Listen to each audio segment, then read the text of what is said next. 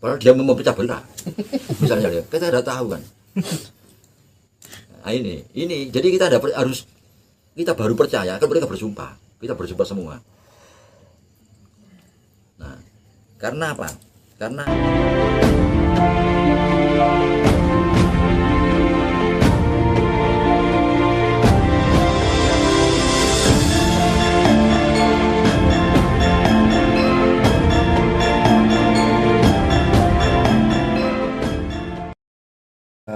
Gatot, ada saya lihat ceramahnya seorang ustadz, dia juga pelaku spiritual juga Mbak. Dia melihat, nggak tahu ini lewat apa ya, mata batinnya itu seperti apa. Dia mengatakan bahwa raja-raja yang moksa di tanah Jawa itu senusantara itu sekarang sedang berkumpul bersatu, ya kan. Ada Gajah Mada, ada Brawijaya, ada Ratu Sima, ada Prabu Siliwangi, dan katanya mereka siap berperang menyambut akhir zaman. Nah, ini tafsiran daripada Mbah Gatot, kira-kira seperti apa? Monggo Mbah. siap berperang apa berperang? Berperang menyambut akhir zaman ya. Itu berperang itu kan perlu ditafsiri. Bagaimana itu Mbah Gatot? Kalau memang ada, Tapi kalau raja-raja moksa terus kemudian berkumpul itu ya bisa jadi ya Pak ya? Iya. Bisa jadi nggak kira-kira? bisa jadi begitu. Bisa jadi Iya, begitu. iya. Tapi kalau berperang, Iya. ini rupanya lebih baik saya geser menjadi berperang. Berperan ya? Berperan. Oh, Iya. berperan ya. Dia punya tugas untuk mengembalikan kepada Dukun Kusmogoni.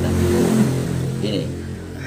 Iya Mbak, Iya. masuk akal Mbak. Iya, iya. Ya, karena beliau dulu merasa Biar ya, biar merubah orang ini kalbu ini. merubah dari kosmogoni ke humanisme karena tekanan, Heeh.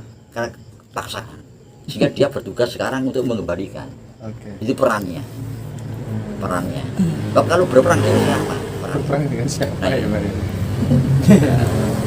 Tetap barangkali raja-raja yang moksa itu tetap ada kegelisahan ya melihat kondisi Nusantara yang seperti ini ya Mbak. Betul ya, iya bisa. Nah ini kalau diartikan kita berperan dan negeri kita ini punya peran yang kuat untuk mengembalikan kepada kehidupan yang berkiblat pada kelestarian alam dengan mulai mengevaluasi kembali peradaban yang selama ini berjalan sudah sekian jauh ya. Jadi dengan mengeruk semua kekayaan alam ini untuk kepentingan manusia semata-mata tanpa memperhatikan kekuatan alam itu sendiri. Ini yang memang perlu dikoreksi oleh para ahli ya, yang ahli itu bukan kita ya. Nah, sebagai alasan untuk kembali kepada alam kembali. Dan itu kan tetap melibatkan pengambil polisi tertinggi di Republik ini tentunya Mbak Gatot. Bisa begitu. Tadi tetap kalau saya tetap percaya pada simbol-simbol juga. Sebab begini, kalau kita menyebut bahwa awal berlakunya atau munculnya doktrin Kusmogoni itu dari kita, dari kita. Ini saya ungkapkan pada awal dulu kita berbicara ya tentang Gunung Penanggungan. Gunung Penanggungan itu merupakan miniatur jagat raya. Jagat raya. Doktrin Kusmogoni menjelaskan bahwa jagat raya ini merupakan satu lingkaran kosmis. Di tengah-tengah tempat hunian para dewa dikelilingi oleh 8 samudra dan 8 benua. Nah, semua bangsa mencari miniatur dari jagat raya ini di bumi. Nah, ketemulah di sini Gunung Penanggungan yang menemukan Ibu Sendok sesuai dengan prasasti ya, yang dikeluarkan oleh Ibu Sendok itu tentang yang ditemukan di Penanggungan ini. Nah ini gambaran bahwa doktrin Kusmogoni itu berasal dari kita, dan miniatur itu Gunung Penanggungan, satu puncak dikelilingi 8 anak gunung dan 8 samudra. Nah Ini mau tidak mau kita yakini ini. Kita percaya lah ya, paling tidak. Bahwa Dotrikus Kosmogoni itu berawal dari kita. Karena dalam buku Sang Tupa Gelaran, itu buku-buku sejarah ya. Ada cerita Mahadewa memindah gunung dari Jambudwipka ke Jawadwipa. Maka jadilah gunung-gunung di tanah Jawa ini yang digairi dengan gunung Penanggungan yang disebut dengan Mahameru, sekaligus juga gunung Semeru ini. Itu kan terjemahnya kan seperti itu. Dan di Jawa sendiri punya legenda ya, Semar memindah gunung. Itu terjadinya gunung Penanggungan dari gunung Semeru ini. Ini Semeru, ini Mahameru. Nah, ini kalau bagaimana para ilmuwan segala semua dengan latar belakang segala macam ilmu ya, itu untuk merubah kehidupan ini sehingga tidak kebablasan dalam merusak alam, dalam mengeruk kekayaan alam, dimunculkan untuk kepentingan manusia semata-mata. Nah, ini juga ada simbolis di sini. Ada simbolis itu ruang. Namanya kembali kepada Tirta Amerta. Tirta Amerta itu air suci. Karena pada Dotrikus Kosmogoni itu diterangkan bahwa gunung dari Jambudwipa ke Jawadwipa dililit ular naga. Lantas di situ ada orang yang namanya Bima itu mengaduk laut, mengaduk samudra untuk mencari Tirta Amerta, air suci, air kehidupan. Nah, ini air kehidupan. Ini cerita ini kuat. Jadi kalau sudah berbicara tentang Goro-Goro, Satrio Piningit, Ratu Adil, nah ini harus dikaitkan dengan Dotrikus Kosmogoni ini, dikaitkan dengan dewa memindah gunung dari Jambudwipa ke Jawadwipa, dikaitkan lagi dengan Bimo mencari Tirta Amerta, air suci. Laut diaduk sampai munculnya air suci. Nah, ini maknanya apa? Ini yang nanti perlu diungkap ini, maknanya air suci ini. Karena ini simbol kembalinya kita kepada Dotrikus Kosmogoni. Kalau simbolnya saya paham, tapi membedah simbol ini saya tidak bisa. Gimana Mas? Simbolnya gimana? Gini, jadi kita di Penanggungan ini ada 8 anak gunung, ada 8 bukit. Kita harus mengambil air itu di bukit ini. Ini kita kumpulkan. Ini namanya ruwat sumber, ruwat air Tirta. 8 ya Pak? 8. Itu berada di mana Pak? Di Penanggungan ini. Penanggungan ya? Iya, ada 8 bukit kan. Setiap bukit ngambil air gitu ya? Air. Ini diambil airnya itu untuk disucikan kembali. Tirta Amerta, air kehidupan, air keabadian. Keabadian artinya kan kelestarian kan. Jadi air keabadian ini airnya kelestarian, lestarinya alam, lestarinya manusia, harmonisnya kehubungan manusia dengan alam. Nah, nanti semua gunung itu kita ambil airnya di Pulau Jawa ini, akhirnya sampai merembet kepada seluruh Nusantara. Harus diambil airnya dan disucikan kembali, disatukan semua tirta di seluruh Nusantara ini. Nah, ini kalau kita lihat misalnya Jawa, Sumatera, Kalimantan, Sulawesi, Maluku, Papua, Nusa Tenggara, ya, terus dan wilayah Nusantara di luar ada 8, juga 8. Jadi satu bukit, satu puncak di tengah, tempat hunian para dewa. Nah, pengertian para dewa ini pun juga harus diartikan yang logis lah. Wah, kita nyembah dewa lagi bukan begitu. Ini alam gitu. Alam. Hanya namanya dewa dirubah juga bisa.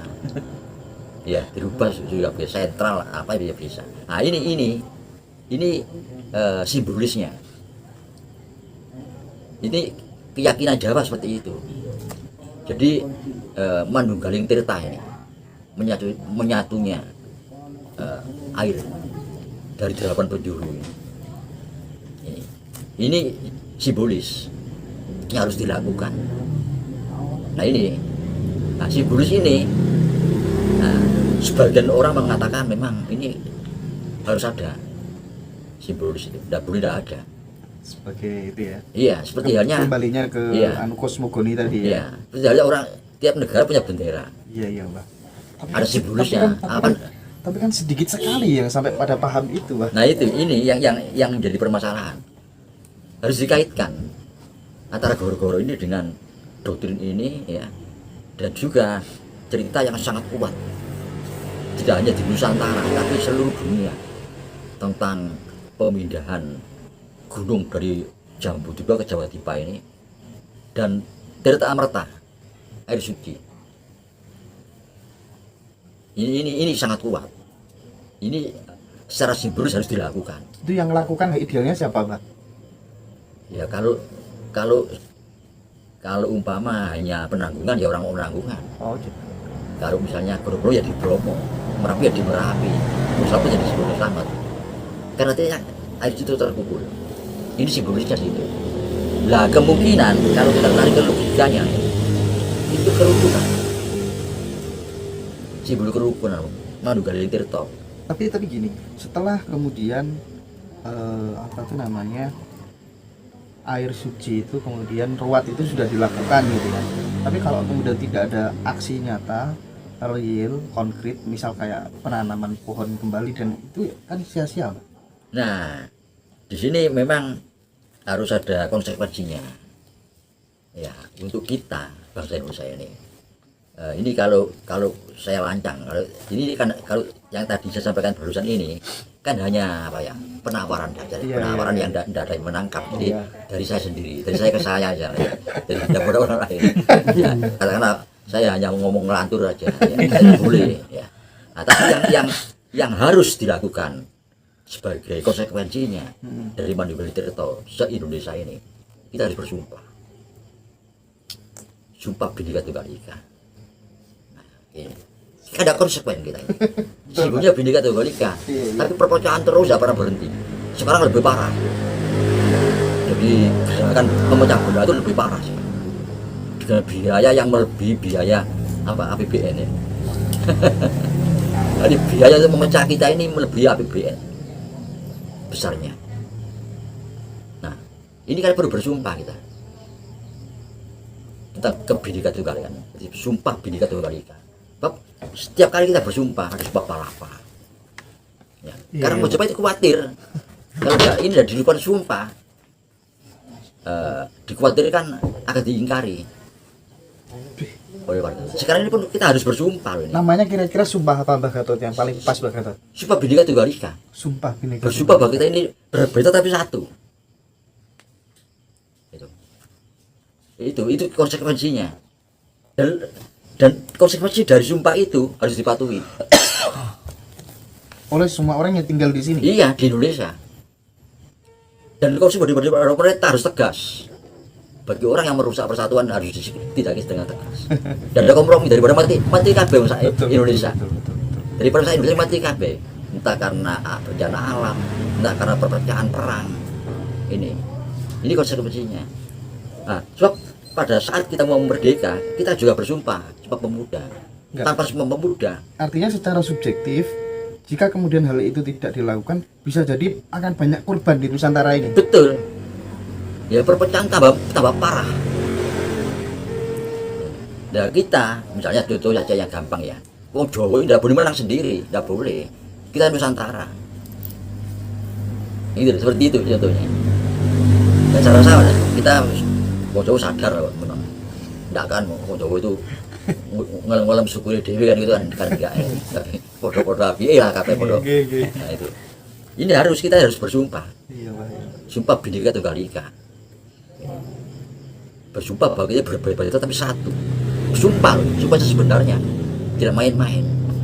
Nah, itu harus.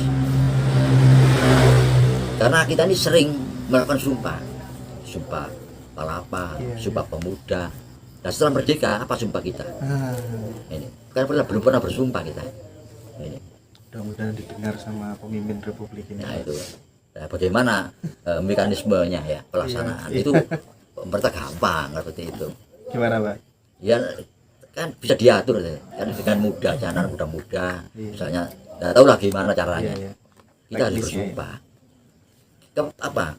Kita sebagai rakyat ya, terus mendengar tokoh-tokoh tentang persatuan kan akhirnya kurang percaya kita. Misalnya saya mengutuk dengan perpecahan ini loh, padahal dia memecah belah. Misalnya ya, kita sudah tahu kan. Nah, ini jadi kita kita baru percaya kan mereka bersumpah, kita bersumpah semua. Nah, karena apa? Karena sumpah itu dampaknya bisa tidak pada pribadi, pada keluarga. Ini orang tidak berani. Maksudnya gimana? Nah, coba sekarang ya, orang mau diangkat sebagai pejabat, kan harus sumpah gitu. Iya, betul. Harus sumpah. Tapi yang terkena dia sendiri, tidak menyebut keluarga.